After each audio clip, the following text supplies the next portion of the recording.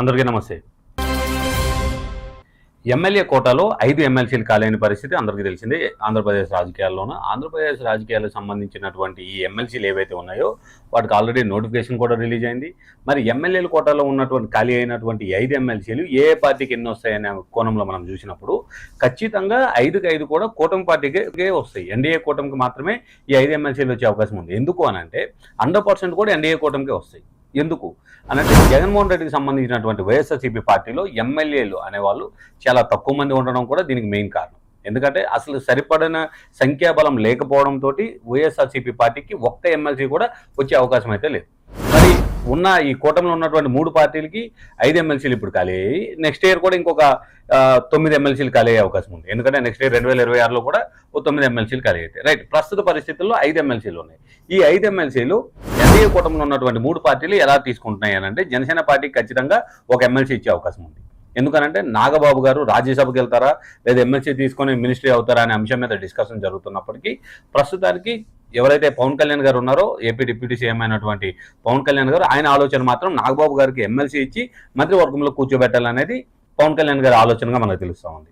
అయితే మరి నాగబాబు గారు రాజ్యసభకి వెళ్ళే ఆలోచనలో ఉన్నారా లేదా ఇటు ఎమ్మెల్సీ తీసుకొని వచ్చి మంత్రివర్గంలో చేరుతారా అనే అంశం ఒక కోణంలో చూస్తున్నప్పుడు మిగతా 4 ఎమ్మెల్సీలు ఏవైతే ఉన్నాయో ఇవి టీడీపీ పార్టీకి సంబంధించినటువంటి వాళ్ళకి వెళ్ళడానికి ఎక్కువ ఆస్కారం ఉంది. కానీ బీజేపీ పార్టీ కూటమి ఎన్డీఏ కూటమిలో కీలక పాత్ర పోషిస్తున్నటువంటి బీజేపీ పార్టీ కూడా ఒక ఎమ్మెల్సీ కావాలని, ఎమ్మెల్సీతో పాటు రాజ్యసభ కూడా కావాలని చెప్పి అడుగుతున్నట్టు తెలుస్తూ ఉంది. మరి బీజేపీకి ఎమ్మెల్సీ ఇచ్చే అవకాశం ఉందా అని అంటే మేబీ టీడీపీకి సంబంధించినటువంటి వాళ్ళు ఆశావాళ్ళు గతంలో ఎమ్మెల్యే సీట్లు రాకుండా ఉన్నటువంటి వాళ్ళు చాలామంది ఉన్నారు. అందులో ఎగ్జాంపుల్ తీసుకుంటే మన పిఠాపురం వర్మ గారినే తీసుకోండి. ఎందుకంటే ఆయన కూడా ఎమ్మెల్యే రావాల్సిన సీట్ని పవన్ కళ్యాణ్ గారికి త్యాగం చేయడంతో ఆయన కూడా ఎమ్మెల్సీ కోసం వెయిట్ చేస్తున్నారు. మరి ఇప్పుడు పిఠాపురంకు సంబంధించినటువంటి ఎవరైతే వర్మ గారు ఉన్నారో ఆయనకి ఇప్పుడు ఇస్తారా ఎమ్మెల్సీ లేదా నెక్స్ట్ ఇయర్లో రాబోయే వాటిలో ఇస్తారా అనే అంశం అయితే ఇంకా క్లారిటీ రాలేదు. కానీ ఉన్న 4 ఎమ్మెల్సీలు మాత్రం ఖచ్చితంగా టీడీపీ పార్టీ తీసుకునే అవకాశం అయితే ఎక్కువ కనిపిస్తుంది. గతంలో టీడీపీ పార్టీకి సంబంధించినటువంటి లీడర్లు వీళ్ళందరూ ఏంటంటే ఎమ్మెల్యే కావాలన్నా, ఎమ్మెల్యే బీఫామ్ కావాలన్నా, లేదా ఇంకే ఇతర కార్యక్రమాలు కావాలన్నా, ఇతర సంబంధించిన పదవులు కావాలన్నా సరే డైరెక్ట్గా చంద్రబాబు నాయుడు గారిని కలిసి ఆయనతో మాట్లాడితే అయిపోయే అవకాశం ఉండేది. కానీ ఇప్పుడు పరిస్థితుల్లో అలా లేదు. ఎందుకనంటే 99.99% పార్టీకి సంబంధించినటువంటి అన్ని బాధ్యతలు లోకేష్ గారి చేతిలో ఉన్నట్టు తెలుస్తుంది.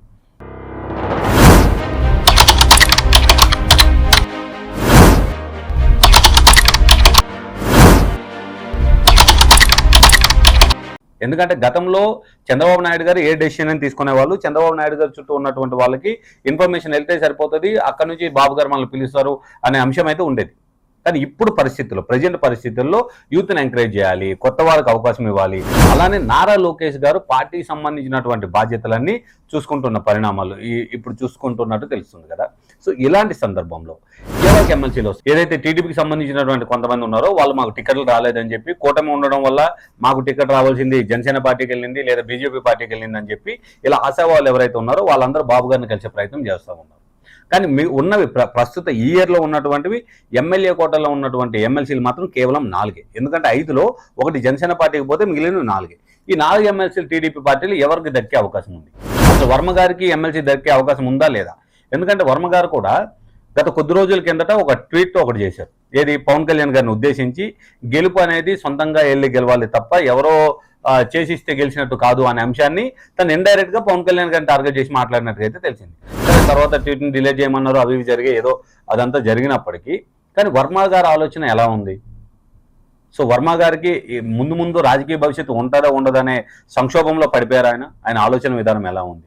ఈ కోణంలో చూసుకుంటున్నప్పుడు ఖచ్చితంగా ఈసారి అయితే వర్మ గారికి ఇచ్చే అవకాశం కనిపిస్తూ ఉంది ఎమ్మెల్సీ. ఎందుకనంటే ఎప్పుడైతే మన చంద్రబాబు నాయుడు గారు కానీ లేదా లోకేష్ గారు కానీ లేదా జగన్మోహన్ రెడ్డి గారు కానీ వీళ్ళకంటూ ఒక పర్మనెంట్ నియోజకవర్గాలు ఉన్నాయి. ఇప్పటి వరకు పవన్ కళ్యాణ్ గారికి అలాంటి పరిస్థితి లేదు. ఎందుకంటే గత 2019 ఎలక్షన్లో మనం చూసుకుంటే గాజువాక ఇటు భీమవరం 2 చోట్ల పోటీ చేశారు. సో 2 చోట్ల ఓటమి పాలైనప్పటికీ ఏ నియోజకవర్గానికి కూడా రిపీట్ అంటే మళ్ళీ 2024 జరిగే ఎలక్షన్లో మాత్రం పవన్ కళ్యాణ్ గారు వెళ్ళి పోటీ చేసిన పరిస్థితి లేదు. ఈ విషయం అందరికీ తెలిసింది. సో ఇప్పుడు సొంత నియోజకవర్గంగా పిఠాపురాన్ని మార్చుకోబోతున్నారంటే 100కి 100% పిఠాపురం పవన్ కళ్యాణ్ గారికి సొంత నియోజకవర్గం అయిపోయింది. ఎందుకంటే తను అక్కడే స్థలాలు కొంటున్నారు. సో అక్కడే తన ఉండడానికి నివాసం కూడా ఏర్పాటు చేసుకున్నారు. పిఠాపురాన్ని రాష్ట్రంలో ఎక్కడ జరగనటువంటి అభివృద్ధిని పిఠాపురంలో చేసే దిశగా పవన్ కళ్యాణ్ గారు ముందుకు అడుగు వేస్తూ ఉన్నారు.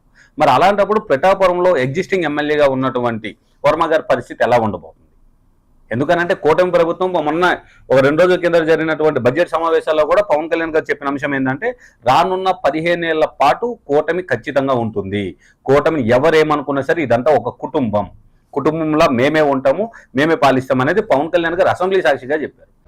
మేము మీ ద్వారా మాటిస్తున్నాం, మాలో ఎన్ని ఇబ్బందులు ఎన్ని ఇట్లాంటివి వచ్చినా ఎవరన్నా మాట్లాడిన గౌరవ సభ్యులు ఎవరన్నా మాట్లాడిన మేము వీటిని అధిగమించి ప్రజల్లో మన్నను చూరుకొని 15 సంవత్సరాలు ఖచ్చితంగా మా ఎన్డీఏ ప్రభుత్వం ఉంటుంది. ఎన్ని ఇబ్బందులు ఉన్నప్పటికీ కూడా కింద పడతాం మీద పడతాం, అవి మా ఇంటి విషయాలు అధ్యక్ష గారు, అవి మన ఇంటి విషయాలు, అవి మన ఎన్డీఏ కూటమి విషయాలు, మన కుటుంబ విషయాలు. కింద పడతాం మీద పడతాం, ఒక మాట అనొచ్చు ఇంకోటి అనొచ్చు, నాకు ఏం అభ్యంతరం. కానీ ఇంకొకసారి మటుకు గవర్నర్ గారికి గౌరవం ఇవ్వని వ్యక్తుల పార్టీ మటుకు ఈ సభలో అడుగు పెట్టకూడదు, వాళ్ళకి ఇప్పుడు అధికారం రాదు. అలాంటి పరిస్థితి ఉన్నప్పుడు మరి పిఠాపురం సీటు ఏదైతే టీడీపీకి సంబంధించిన వాళ్ళు ఇంకెవరు ఆశించడానికి అవకాశం లేదు. ఎందుకనంటే పవన్ కళ్యాణ్ గారు ఆల్రెడీ తన జెండా పాతినట్టుగానే తెలుస్తుంది. సో ఈ కోణంలో మరి వర్మ గారు ఎవరైతే టీడీపీ పార్టీకి సంబంధించి వర్మ గారు గతంలో కూడా ఆయన ఎమ్మెల్యేగా గెలిచారు. సో తర్వాత పార్టీని అంటిపెట్టుకొని ఇప్పటివరకు ఉన్నారు కాబట్టి అతనికి ఎమ్మెల్సీ ఇచ్చి ఇంకేదైనా వేరే కార్పొరేషన్ కానీ ఇంకా అలా ఇచ్చే అవకాశం ఉందా, లేదా ఓన్లీ ఎమ్మెల్సీనే ఇస్తారా, లేదా ఇప్పుడు ఎమ్మెల్సీ ఇవ్వకుండా నెక్స్ట్ ఇయర్ వచ్చే దాంట్లో ఎమ్మెల్సీ ఇచ్చి మళ్ళీ మినిస్టర్ వర్గంలోకి కానీ మంత్రి శాఖలోకి కానీ తీసుకునే అవకాశం ఉందా అనే అంశం మీద డిస్కషన్స్ అయితే జరుగుతున్నట్టు తెలుస్తుంది. మరి లోకేష్ గారు ఎలాంటి స్టాండ్ తీసుకోబోతున్నారు? ఎందుకంటే సీనియర్ నాయకులు ఎవరైతే ఉన్నారో వీళ్ళందరూ చంద్రబాబు గారి చుట్టూ, చంద్రబాబు గారికి సంబంధించినటువంటి మనుషుల చుట్టూ తిరుగుతున్న అంశం అయితే మనకు తెలుస్తుంది. కానీ ప్రస్తుత పరిస్థితుల్లో తెలుగుదేశం పార్టీ మొత్తం లోకేష్ గారి చేతుల మీదుగా ఉంది. సో లోకేష్ గారు ఏ స్టాండ్ తీసుకుంటే అదే 100% క్లియర్ అవుతుంది. సో ఇలాంటి పరిస్థితుల్లో లోకేష్ గారి ఆలోచన ఎలా ఉంది అని అంటే, తను యువగలం పాదయాత్ర మొదలుపెట్టినప్పటి నుంచి తనతో పాటు ఒక కోర్ టీం అనేది నడవడం జరిగింది. సో యూత్, సో అవసరమైన చోట ఖర్చు పెట్టగలిగే వాళ్ళు, ఇలాంటి వాళ్ళు కొంతమంది తనకి ఎప్పుడూ వెన్నుదనుగా ఉన్నారనమాట. సో వాళ్ళకి ఎమ్మెల్సీలు ఇస్తారు అనే ఒక టాక్ కూడా ఖచ్చితంగా చాలా స్ట్రాంగ్గా వినిపిస్తుంది. ఇలాంటి పరిణామాలు జోడు చేసుకున్న ఈ సమయంలో మరి లోకేష్ గారు ఎలాంటి స్టాండ్ తీసుకుంటారు? ఖచ్చితంగా లోకేష్ గారిని నమ్ముకున్నటువంటి వాళ్ళకి ఎమ్మెల్సీలు ఇస్తారా, లేదా బాబు గారు చెప్పినటువంటి వాళ్ళకి ఎమ్మెల్సీలు ఇస్తారా అనే అంశం అనేది చాలా క్రూషియల్గా మారిందనమాట. ఎందుకనంటే అక్కడున్న రాజకీయాల్లో ఇప్పుడు ఉన్నటువంటివి కేవలం ఈ సంవత్సరానికి ఎమ్మెల్యే కోటాలో ఉన్నటువంటివి కేవలం 5 ఎమ్మెల్సీలు మాత్రమే. అందులో ఒకటి జనసేనకి ఫిక్స్ అయిపోయింది. అది నాగబాబు గారికి 100% ఖాయం అయిపోయినట్టే. మేబీ ఏ ఇతర కారణం వల్ల అయినా నాగబాబు గారు రాజ్యసభకి వెళ్తాను అని అంటే వేరే వాళ్ళకు దక్కే అవకాశం ఉంది. సో ఒక ఎమ్మెల్సీ సీట్ అయితే జనసేన పార్టీకి వెళ్ళిపోయింది. మిగతా 4 ఎమ్మెల్సీ సీట్ల గురించి బీజేపీ పార్టీ ఒక సైడ్ నుంచి మాకు ఒకటి కావాలని చెప్పి అడుగుతున్నప్పటికీ టీడీపీ పార్టీలో ఆశావాళ్ళు ఎక్కువ ఉండడంతో టీడీపీ పార్టీ వాళ్ళకే 4 వెళ్ళే అవకాశం అయితే కనిపిస్తుంది. మరి ఈ 4 చంద్రబాబు నాయుడు గారు ఆలోచించినట్టుగా సీనియర్లకు వెళ్తుందా, లేదా లోకేష్ గారు ఆలోచించినట్టుగా యువత, మరి ఇంకా రానున్న రోజుల్లో లోకేష్ గారితో కలిసి నడవలసిన వాళ్ళు ఎవరైతే ఉన్నారో వాళ్ళకి ఇచ్చే అవకాశం ఉందనేది మనమైతే వెయిట్ చేయాల్సి ఉంటుంది. ఎందుకనంటే ఖచ్చితంగా దీని మీద క్లారిటీ వచ్చే అవకాశం ఉంది. ఒక 2-3 రోజుల్లో క్లారిటీ కూడా వస్తుంది. సో మీరేమనుకుంటున్నారు? లోకేష్ గారు వెళ్తున్న వే రైటా, లేదా చంద్రబాబు నాయుడు గారు ఆలోచించుకుంటున్న వే రైటా? ఈ రెండూ కాకుండా జనసేనలోకి సంబంధించినటువంటి ఎవరైతే నాగబాబు గారు ఉన్నారో ఆయనకి ఎమ్మెల్సీ ఇచ్చి మినిస్ట్రీ చేయడం అనేది రైటా? మీరేమని భావిస్తున్నారో కామెంట్ రూపంలో ఉంటాయి. Thank you.